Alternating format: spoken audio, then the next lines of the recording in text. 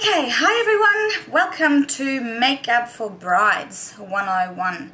I'm going to be talking about bridal makeup really in depth today, and what to do and what not to do, what to avoid, what colors not to wear, and little things that I have experienced working with brides every single weekend, and a few things also out of my Bobbi Brown makeup book which are quite helpful as well.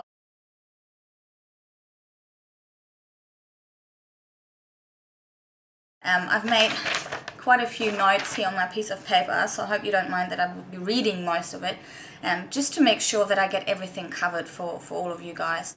And I will also, of course, do this makeup look and show you how I did this. Okay, so let's get started.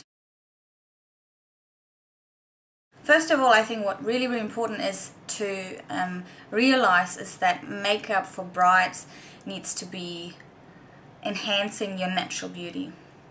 You don't want to alter your looks. That means your eyes should be defined and look pretty but not overdone. Try to avoid a really dark crease color. You can blend it in slightly, but the darker your eye makeup, the more it will distract from everything that is going on around your eyes. I cannot emphasize enough how important it is to not wear too much eye makeup, because you want your eyes to stand out on your wedding day and not your eye makeup. Also, bridal makeup needs enough color to compensate the really white dress. That means your cheeks need to be a little bit more defined than normal makeup, as well as your lipstick. It can't be completely just a brown neutral tone, because that will completely disappear in bridal photos. Also, highlighting and contouring is quite important. One of the most important things is when you do your own bridal makeup, do it in natural lighting. Anything inside will alter the skin tone. So if possible, use a super bright light, a cool light, nothing warm, because that will alter the appearance of your skin. Or set your makeup station up next to a window. Don't use a moisturizer that has SPF in it, or use a sunscreen even. That would be absolutely horrible, because what that does in photos, if you have a sunscreen on your face and there's flash photography, it will make it appear white. So the photo will look absolutely overexposed. So stay away from any sunblocks. It is also good to use a yellow-based foundation, because flash photography brings out the sort of pinky undertones in your skin, so you want to stay away from too pink makeup. Also important to make your lipstick last longer. You need to fill in your lips, even if you don't like to do that, because I don't really like to do that because I think it looks a bit fake. But your lipstick will last a lot longer when you fill in your lips first, fill it in, put your lipstick on, and then you can use any sort of lip gloss that you have. You need to define your brows. Make your brows look lovely and clean even. Don't get your eyebrows waxed or tweezed right on the wedding day. Get it done a couple of days before so the redness can disappear and there's no humps and bumps left. And also, try to match your hair color with the eyebrow color as well, or just a slightly lighter tone, but do not go darker than what your natural hair color is. Always use water resistant products. Use a water resistant liner and water resistant eyeshadow, mascara as well. Also, you need to grab a powder, a translucent finishing powder, and a lipstick. Take that with you at all times. When I got married, my lipstick came off so many times because I was drinking in between, and then I got a little bit shiny throughout the day because we had like 30 degrees. So you need to have a touch-up powder and touch-up lipstick. If you don't want to carry too much around you, then these are the two essentials that you need to have. Also, please do not use concealer on your eyelids, as this will crease. It will completely crease the whole makeup. If you want to have a base for your eye makeup, then use something like Painterly Paint Pot or Urban Decay Primer Potion, Too Faced Shadow Insurance, and all the other ones that are out there. Something that is really good and designed to make your eyeshadow stay on.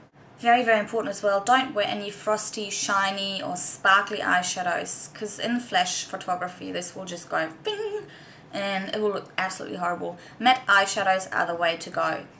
If you do want a little bit of shine, yes, you can put it in the inner corner of your eye, or you can put it just on the eyeball here, just in the very middle, but do not use any frosty and shiny things like for a highlighter or something like that. You need to use matte colors.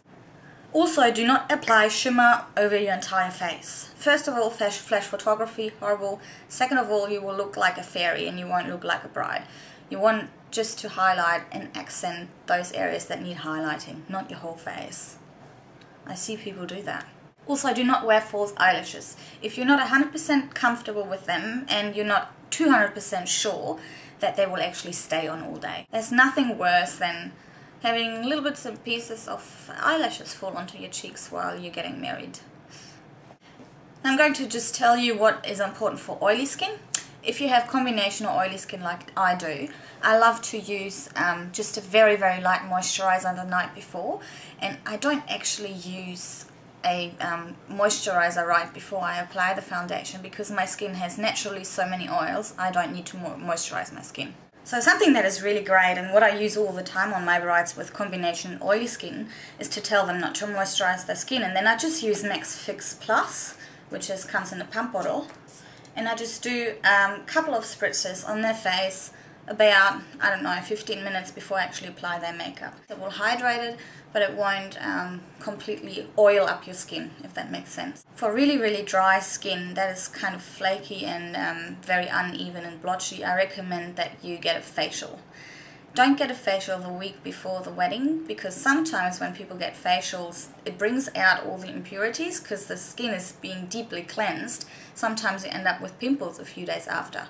So what is a really, really, really good idea to do is to get a facial right the day before your wedding. In that short amount of time, your skin doesn't have the chance to change. So if you get your facial right the night before, that's completely fine. If you don't want to get a facial, make sure you give yourself a little bit of a facial. That means you obviously cleanse your skin properly, and then you use an exfoliant or a scrub and just rub it in gently to get rid of any dead skin cells, any flakiness.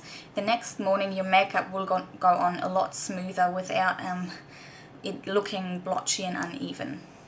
And obviously with the dry skin you do want to moisturize your skin before the makeup.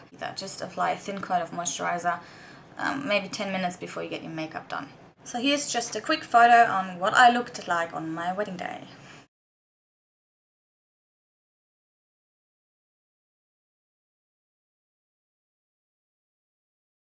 Okay, I think that's pretty much all. This is all my own opinion and my experiences on how I do makeup on other people.